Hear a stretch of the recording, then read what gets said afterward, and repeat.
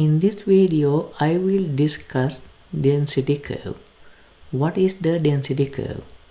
The density curve is a graphical representation of a probability distribution. The density curve describes the overall pattern of distribution. Now let me consider a histogram of a symmetric distribution. To obtain the density curve, we need to convert the histogram to a smooth curve. The shape of the density curve is also symmetric. Yes, of course, the shape of the density curve depends on the distribution. Now let me talk about two properties. A density curve is always on or above the horizontal axis. The total area under a density curve is 1.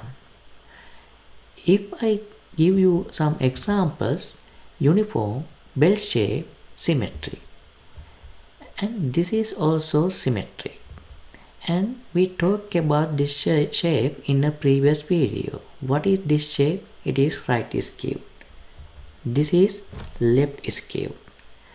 Depending on the shape of the distribution, the density curve will be shaped differently. It can take any shape. Now let me explain how to identify median and mean from the density curve.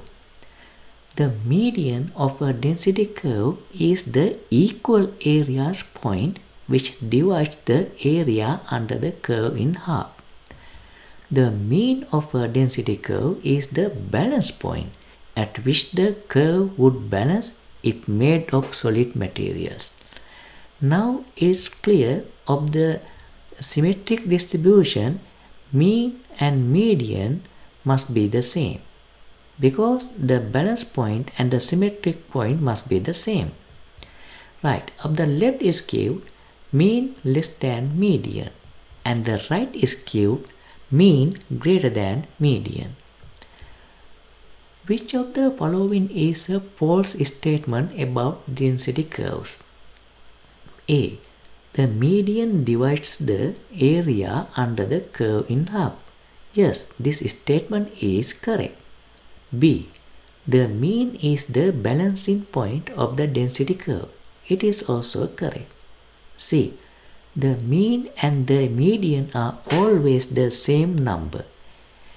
This is not the correct statement. This is correct only for the symmetric distribution. Therefore, answer is C. Now let me explain how to find the probability of a continuous variable. Before I talk about continuous variable, first let me remind you the discrete random variable. A discrete random variable is one that may take on only a countable number of distinct values such as 0, 1, 2 like that with whole numbers.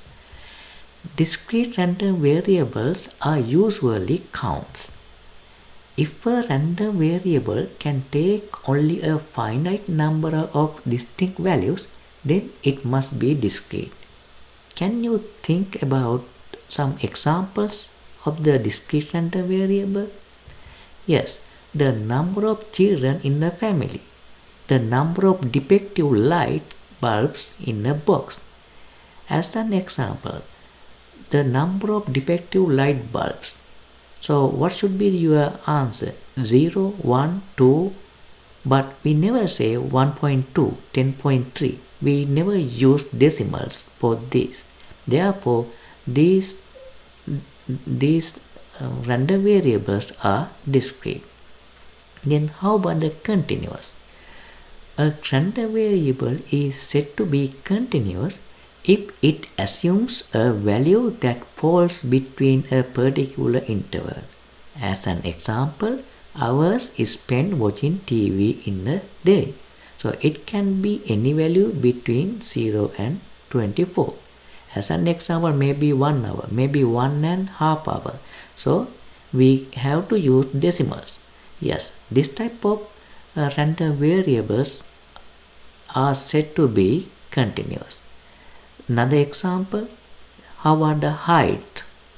height of your friends, or weight. Yeah, those are continuous random variable.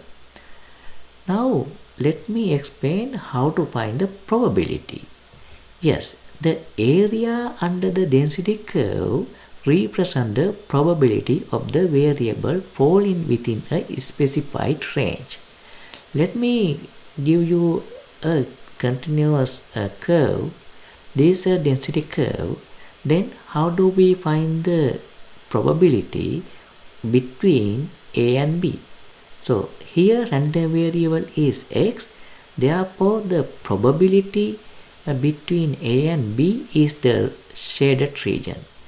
That is the region below the fx, below the density function, and between A and B.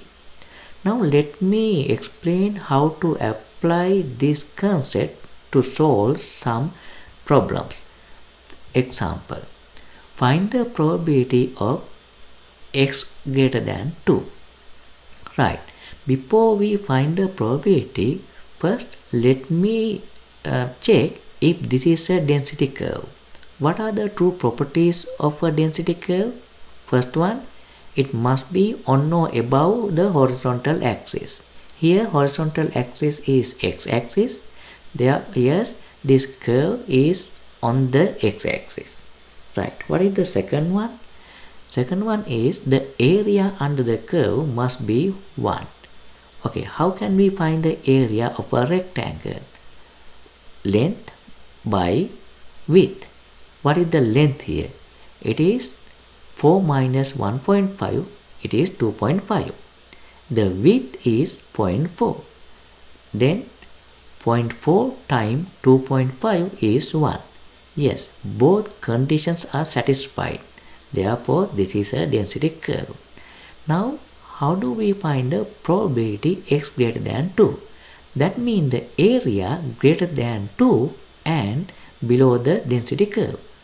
The area, this blue shaded area.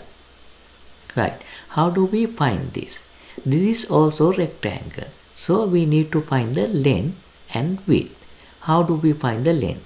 We know this 4 point, here 2 points, therefore the length of the blue region is 2, 4 minus 2. Then what is the width? Width is 0.4. Therefore the probability is 2 times 0.4, which is 0.8. Therefore we can say probability x greater than 2 equal 0.2. Probability x greater than 2 equal 0.8. In my next video, I am going to talk about the normal distribution.